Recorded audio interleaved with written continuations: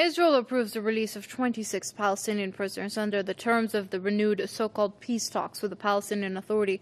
The released inmates are considered the second group of prisoners discharged since August. Israeli prison authorities say the inmates will be released at least 48 hours after their names are published. Tel Aviv had said 104 Palestinians would be freed in stages following the start of negotiations on July the 30th. An Israeli official claimed last week that the move was linked to a deal with the Palestinian Authority in exchange for continued settlement construction in the occupied territories. But the PA has vehemently denied the allegation, saying the construction activities seriously threatened the so-called peace talks that resumed in July after a 3-year halt. Joining us now is our correspondent Hanna Qassis via Skype from Ramallah to tell us a bit more.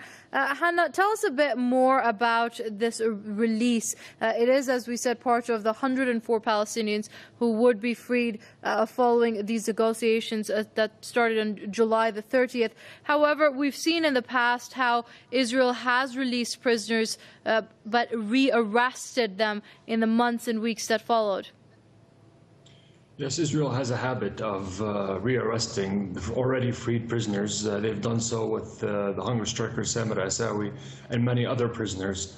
The Israeli side is never really taken seriously by the Palestinian people regarding their credibility in managing the freed prisoners. Another point is that many Palestinians, many observers are saying that these long-serving prisoners, these 104 Palestinians, serving time in Israeli jails, were supposed to be released right after the first so-called peace process when the Oslo Accords were signed in 1993. And the Palestinians are saying that these prisoners should have been released before making peace with Israel in the first place and establishing the Palestinian Authority. And others are also saying that Israel is using these prisoners as a political bargaining chip, as blackmail, in order to increase their settlement construction in the West Bank, and more specifically East Jerusalem, Al-Quds, and that the Palestinian Authority should have stuck to the promises that acting PA Chairman Mahmoud Abbas made to the Palestinian people, that he would not resume negotiation until a full settlement stop by Israel. And since the Palestinians have resumed negotiations with the Israelis in July, over 5,000 settlement units have been constructed so far.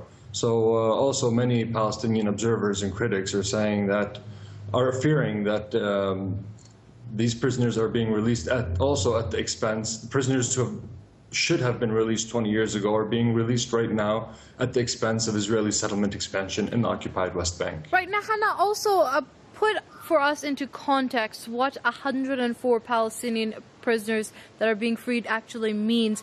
Of course, each prisoner that is freed is a victory for the Palestinians. However, the amount and number of Palestinians languishing in Israeli jails for years now, some of them without even being charged, is quite significant now, isn't it? It is significant, and even if they released 104 in one process, in about a month's time, 500 other Palestinians would be back in Israeli jails, regardless if they were the freed prisoners in this deal or if they were Palestinians who've never been imprisoned at all.